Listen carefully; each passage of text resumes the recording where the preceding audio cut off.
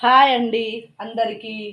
ఇందాక వీడియోలో చామగడ్డ చారు ఎలా చేయాలో చెప్పాను కదా అండి. ఇలా మా ఇంట్లో స్పెషల్ చామగడ్డ చారు ఈరోజు.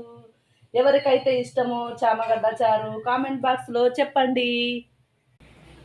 చామగడ్డ చారులోకి పాపడాలు కాలుస్తున్నానండి. చూడండి పాపడాలు ఇలా నూనె బాగా కాలిపోయింది.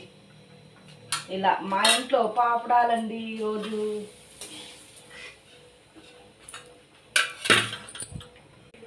పాపడాలు, వేడి వేడి అన్నము, మా ఇంట్లో స్పెషాలిటీ ఇదే ఈరోజు. పాపడాలు అయితే కాలుస్తున్నానండి. ఎలా ఉందో కామెంట్ బాక్స్లో కామెంట్ చేయండి.